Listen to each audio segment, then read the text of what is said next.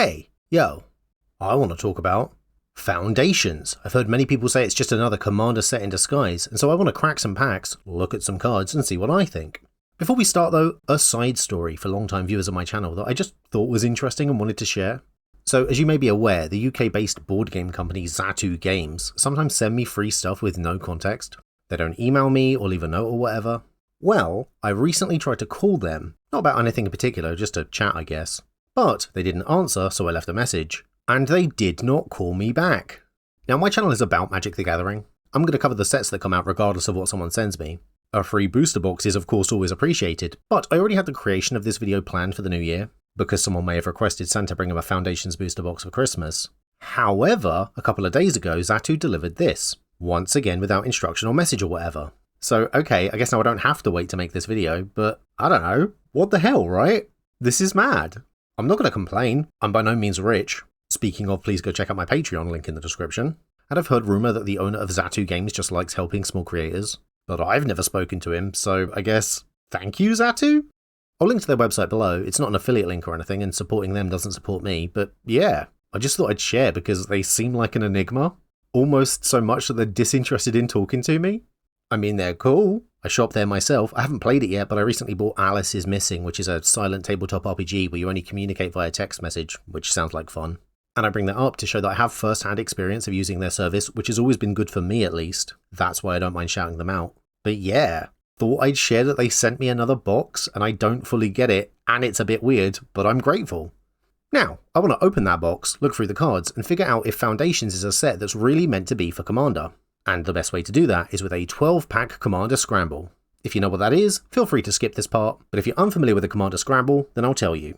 The game is simple. Open 12 packs and, not including basic lands, see if we can pull enough cards for a complete and legal Commander deck. We're going to use play boosters to do it, which I believe can include cards from Foundations and the special guest list. And good news, because none of the potential cards in these boosters are banned in Commander, which means we can use whatever we pull here today to build our deck. However, the challenge comes in with the numbers. Commander is a singleton format with decks that require 100 cards. Because we don't know what kind of deck we're going to build yet, 37 of these 100 we're going to assume are lands, because that's a decent average number of lands for any Commander deck. And technically, these lands could all just be basics, so we're not really interested in any land cards that we get from these packs. They'll be a nice bonus, but whatever. So that means that we need 63 unique, non-land cards to make this deck. Pulling 2 copies of the same card is often good for draft, but it'll be bad for us here due to the singleton nature of the format. Now, the chance of us pulling 63 unique cards of any one colour from 12 packs is very improbable, potentially impossible. So if we assume our deck is 2 colour, and don't include our commander, that means that we need to pull 31-ish unique cards of each colour to make the deck. Less when you factor in colourless and multicolour cards. Doable, but really what we're hoping for is to pull an at least 3 colour commander. That works out to only be about 20-ish unique cards of each colour. Again, not factoring in colourless or multicolour cards. And those numbers are a bit more achievable here. Will a deck with literally every card from at least 2 colours across 12 packs be a good Commander deck? Probably not, but will it be legal? Yes, if we can do it. And our first step in discovering if we can is finding our Commander, which for our best chance of success will have to be one of these 3 cards, who, unless I've missed any, are all the cards from the set that can be the Commander for a 3 or more colour deck. Ramos and Progenitors there can actually be the Commander of a 5 colour deck. Meaning with either of them, we'd be able to add literally every card we pull, making our chances of building a full deck almost guaranteed. Not totally guaranteed, however, because remember, Commander is a singleton format. The 100 cards do need to be unique. So if we pull too many multiple copies of the same card, then we still might fail, regardless of whether there's a 5-colour Commander in one of our 12 packs or not. And with all that being said, let's get my assistant, Dr. Hands, to open up that box for us, starting of course with Pack 1. As usual, Dr. Hands has laid these out as he's opened them. These 6 are our commons, these 6 contain 3 uncommons, 1 rare or mythic rare, and 1 wild card of any rarity, and these 3 over here are our foil, our land, and either a token or an art card. The spotlight card for this pack is Sheevan Dragon, because I think it's a good example of the vibe of this set. I've heard many people say Foundations feels like real Magic again after nearly a half a decade of cowboy hats and universes beyond. And I think that's because, along with new cards and cards aimed at beginners, this set includes old classics that people are nostalgic for. WotC said when creating this set that they wanted to design a product that represents what Magic the Gathering is, to boil the whole game down to its core, and the inclusion of cards like Sheev and Dragon, which though they may not be the most powerful or expensive, or even played that much anymore, do a good job of capturing the spirit of what Magic the Gathering is to many people, which the advertising around the product certainly seems to suggest WotC are hoping will then in turn be passed on to new players, keeping the spirit of what the game is alive for generations to come. And I approve, as I think that's what Magic should be. I support the choice to include cards like this here, and I think trying to keep the spirit of the game alive is commendable. Pack 2. Some interesting cards here, but if you're looking, I'm sure you've already seen our spotlight card for the pack. It is of course Sire of Seven Deaths. This is such an interesting choice for WotC to include in this set, and it potentially does lend some legitimacy to the idea that this set is for Commander. Now remember, Foundations is going to be legal for at least 5 years. This card is colourless and so can go into any deck, and it will because if we look, it's a 7/7 with 7 keywords. Really think about this. Vigilance and Reach, offensive and defensive. Trample, Menace, First Strike and Lifelink, which makes it almost pointless for your opponent to not attack with it, and almost pointless for you to block unless you can kill it for sure. And Ward, pay 7 life, so even if you run removal, it's still going to hurt you. Does Standard really need a card like that legal in potentially every deck for the next 5 years? It could be that they wanted to introduce new players to the idea of the Eldrazi being these gigantic terrifying monsters, which is fine if we're actually going to do something with the Eldrazi either narratively or in a set during those next 5 years. But aside from that, to me, this feels like an odd inclusion for Standard. I guess time will tell. Pack 3. And once again we have a fancy art version of a popular card in Swiftfoot Boots, but the spotlight card for this pack is actually Thousand Year Storm, for no other reason than this is a good example of a change introduced in this set. If you look at the frame, going forward all enchantments will now be given the Nyx Starry Night enchantment frame that was used in Theros, so that enchantments are more easily identifiable and visually distinguished on the battlefield. While part of me thinks it's a shame that Theros is losing something that made it a bit unique, I do ultimately think that this is a smart move and maybe it's something that should be done for every card type, even instants and sorceries. Pack 4. Oh, and there we go. 1/3 of the way into our Commander Scramble and we hadn't seen any cards that could head up a 2 or more colour deck yet. But our spotlight card is Ruby Daring Tracker. First printed in Wilds of Eldraine and obviously based on Little Red Riding Hood, she's only 2 colours, which means we're going to need to open a lot of green and red cards if we're going to successfully build a full deck here. But for now, she's better than nothing, and she's actually quite a good card in her own right. We could have done worse. Pack 5. Oh, and now that is interesting. You're going to have to forgive me because I'm going to do some speculation here. I can't remember where I heard it or even if it's true. But our spotlight card is Crypt Feaster for 2 reasons. The first being that evergreen keywords like Menace here have been given reminder text, which was a decision made to make the game more accessible for new players. And I think that's good. But secondly, it has an ability word, Threshold. Not a keyword, but just a name for a certain style of mechanic. And I seem to remember hearing or reading somewhere that some cards reprinted in Foundations with pre-existing ability words were going to have them removed so as not to confuse or overwhelm new players if that ability word didn't show up much in the set. I don't know what ability words were meant to be removed, and I haven't noticed any cards from the set where that's been done. So I guess if it's true, or if you know more, then let me know in the comments because obviously it's not all ability words as Crypt Feaster here has been allowed to keep his. Pack 6. Oh boy, I had a near visceral reaction to seeing one of these cards. Let me explain. Our spotlight card for the pack is Banner of Kinship. Not for any reason to do with the card itself, but because it's very similar to the worst card ever printed, Coat of Arms. Hate is a strong word, so I won't use it here, but I may have to do a video on this cardboard mistake with its forced permamaths at some point, because dear lord, I don't want to ban this card, I want to burn it. But at the very least, Banner of Kinship doesn't make the same error because you only have to do the calculations with a single creature type 1 time as it enters. Much more forgivable. I'm glad to see WotC learn. Pack 7. And we have a Planeswalker. So naturally, our spotlight card for the pack is Vivian Reed, one of 5 Planeswalkers from the set, which when looking at all of them combined, I think make for some interesting inclusions. Chandra, Liliani and Ajani were all part of the OG Lorwyn 5, but Kaito and Vivian Reed are more recent newcomers. Kaito replacing Jace in the set makes sense from the perspective that Jace is getting a lot of narrative focus lately, so WotC probably felt Jace didn't need the representation here. But Vivian Reed has replaced Garruk, and I have to wonder why. WotC really haven't done much with Garruk in a long time, so does his omission here point to them either saving him for an upcoming story, or perhaps trying to forget him altogether? And as for Vivian, is she included because she's going to be important, or is she just here as a reminder to players from WotC that she exists because they have no current or future plans for her? Either way, I'm interested, and time will tell. Pack 8. And another fancy frame with High-Fae Trickster, which I'm glad are available in standard booster packs. It felt like with Bloomborough especially that all the fun alt arts were relegated to the collector boosters and reduced in number for normal packs, so I am glad to see alt art show up here again. But our spotlight card is Strix Lookout, for one simple reason. A case study of power creep. Stormcrow, like Sheevan Dragon before it, is another nostalgic classic that's seen many reprints over the years. But Stormcrow has been omitted from the set as it's only a flying 1/2 for 2 mana. Let's compare to Strix Lookout, which is also a flying 1/2 for 2 mana, but in addition has Vigilance and spend 2 mana and tap it to draw and discard a card. Vigilance alone would have been enough to consider this to be power creep, but our Stormcrow-like card can't make the cut unless it draws a card too? Oof! Pack 9. And speaking of power levels, I must say I'm very glad to see signpost vanilla creatures like Aegis Turtle in packs, giving new players a general idea of a vibe and playstyle of a colour's identity. That's really good for beginners. But our spotlight card is Day of Judgment, one of the all-time greats. I feel like maybe it should have been Wrath of God instead, just because it's more iconic. We call cards like this that board wipe Wrath effects for a reason, but I can understand WotC not wanting to confuse beginners with whatever regeneration is when it's not being used in the rest of the set. Apart from that, not much more to say than how cards like this are going to be standard legal for the next 5 years at least, and I'm going to be interested to see how that plays out. Pack 10. Oh, okay, double mythics. Awesome.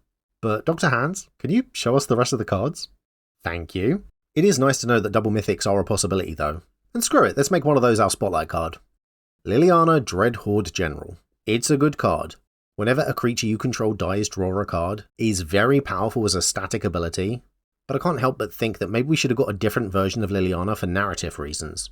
I know that this set is time agnostic, but if we're introducing new players to the lore, then having the card repping Liliana as a character be one depicting her at her worst, lowest moment kind of doesn't do justice to the character arc that she's been on in the last decade, culminating with her teaching at Strixhaven. I also get that having Liliana's representation be that of a school mom isn't the most exciting and probably won't encourage people to read the lore either, but I don't know. If we truly are time agnostic, then maybe just do a vague one that alludes to her whole deal without pinpointing her in time. For instance, any of these would do to capture Liliana's essence and intrigue or inspire new players to learn more about magic's lore. The Necromancer probably being the bluntest one to get across who she is and what she's about.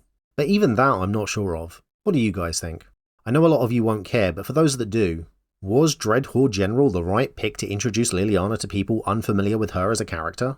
I guess it's an exciting representation at least, but any explanation of what's going on is going to make the story seem impenetrably dense as you have to explain demon contracts, Nicol Bolas and Lazotep. Let me know in the comments. Pack 11. Okay, we're nearly done opening packs, and we've only seen a single 2 or more colour commander so far, telling from a commander perspective, but for now our spotlight card is Vampire Nighthawk, for personal reasons only. This is maybe one of 10 cards that got me into Magic. And even today, a 3 mana 2/3 with Flying, Death Touch and Lifelink is not only still good, but very much my jam. If we see a reskinned Innistrad variant of it in the upcoming Innistrad Remastered, I will be thrilled. Good card, glad to see it here. Pack 12. Oh Jesus, and I clearly spoke too soon. That's 1, 2, 3 commanders in a single booster that can all lead a 2 or more colour deck. If I'm keeping track, that's 75% of our choices for commander are in this one pack. But our spotlight card is Heir Apparent, and I bet you know why. This line of text right here. A deck can have any number of cards named Heir Apparent, which is one of the most fun, flavourful and intriguing mechanics in the game. Everyone who's ever read this on a card has thought, that sounds like fun, I'd like to build a deck like that. What a shame then, that this card is yet another goddamn meme card with a stupid pun for a name. I am so sick of these cards in Magic because of how many of them have been printed in recent years. And this one also commits the cardinal sin that so many of them do now by not making any goddamn sense. If you are the heir apparent to something, then you are the one and only person first in line to inherit it. If this card had read, a deck can only have one card named Heir Apparent, it would have made sense. As it stands, it does the exact opposite. Why do they keep making cards like this? They're bad at comedy and I want them to stop, because whenever I see one of these crap tongue-in-cheek meme cards, it makes me think that the people designing those cards are idiots who don't understand how a joke works. And now every time I see someone play this, which thanks to the mechanic might be a lot, I'm gonna roll my eyes. The meme ruined it. Yes, Magic has always had humorous cards, but they were few and far between, often subtle, and they made sense. It's called Relentless Rats. It's not called one singular rat for a reason. What are they thinking? And breathe, because that's it. That's all 12 packs. My assistant, Dr. Hans, should have sorted the cards we've opened to build our deck with, so when you're ready, Dr. Hans, please show us our multicolour cards. 8 in total, and to be honest, even this is telling for the set from a commander perspective. How many of these could be our commander? Yeah, okay, only 4 of them. I did keep count correctly then. And they're all only 2 colour. So, as a reminder, that means we're going to need 63 unique cards, not including lands, from across 2 colours to successfully build a deck, which means we're looking for as close as possible to 31 cards opened from each colour to be successful. I'll be honest, I'm not confident. But hey, all 5 colours are represented across these 4 commanders: black-red, red-green, white-black, and green-blue, so let's see how many cards we actually pulled of each colour and go from there. Dr. Hans, can you please show me our white cards? 17 in total. Not great, and probably few enough to rule out building our deck using that white-black card we pulled as our commander. But maybe the other colours have done better. Dr. Hans, show me blue. 21 in total. Better, but still not where we need to be. This is not looking good. Okay, now please show me black. 19 in total, ouch. I'm sensing a trend here. Okay, let's not drag this out. Show me red, please. 17 in total again, oof. Hey, maybe these numbers are just small and green is about to be huge. Let's see. 18! No, ouch again. Okay. But before we see the colourless cards, let's look at our commanders again. Time to crunch some numbers, let's put the totals at the bottom. To start, everybody gets 37 lands. We have 17 white cards, 21 blue cards, 19 black cards, 17 red cards, and 18 green cards. Let's factor in our commanders themselves and any other multicolour cards we have. And looking at that, it seems Tachiova, Benthic Druid, has the most cards and thus our best chance of making a full commander deck if, and it's a massive if, we have 23 or more colourless cards. So, Dr. Hans, ready or not, let's see them. Yeah, no, 7 colourless cards, because of course. That means in total our deck will contain 84 cards, 16 shy of our 100 card target. I'll say it again, oof. But let's put them together so we can take a look at them anyway. And this is the deck. I said at the start that I'd heard many people complaining that Foundations was a commander set, and while I'll admit that there are a few cards in here that seem aimed at commander, Swiftfoot Boots, the 2 5-colour legendaries and that Sire of 7 Deaths spring to mind for example. And to be fair, you could even look at cards like Day of Judgment or other cards in the set like Giant Growth and say they're popular commander cards that have been included in Foundations with a format in mind too, and I don't think you'd be wrong for saying it. But overall, I'm not convinced. I wouldn't be willing to say Foundations isn't aimed at commander, but I would be willing to say it's not any more aimed at commander than any other product that WotC release nowadays. I suppose Foundations being a set aimed at newcomers and beginners means WotC will have wanted to include cards for what they know to be the most popular format, but given that they also released a beginner box and starter collection, it feels like that would have been a more appropriate place for them to do that with those kind of cards, rather than here in a box set which is not only aimed at standard, but will be legal in the format for at least 5 years. And in fact they did, because the starter collection contained a Soul Ring, an Arcane Signet and a Command Tower. So yeah, I don't think I believe that this set is a commander set. Looking at the cards, I think I believe they wanted to make a set that summed up Magic the Gathering as a whole. And honestly, I think they did a pretty good job. I wish more sets were like this, at least in tone. What a celebration of the game. But, whether you think this set was designed for Commander or not, today's Foundation 12-pack Commander Scramble is a fail, because we are a massive 16 cards short of a full deck. Ouch. What do you guys think? Is Foundations a commander set? Is every set a commander set? Let me know in the comments below.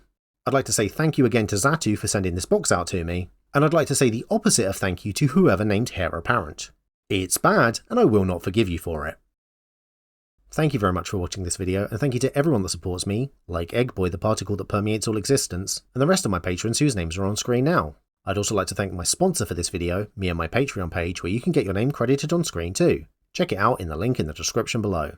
Hit the like button, leave a comment, install an ad block, and most importantly subscribe and share this video with a friend. hit the notification bell, and do all those things the algorithm loves. If you agree or disagree with any of my points, or you want to see me do a video on another subject, let me know and I will see you next time.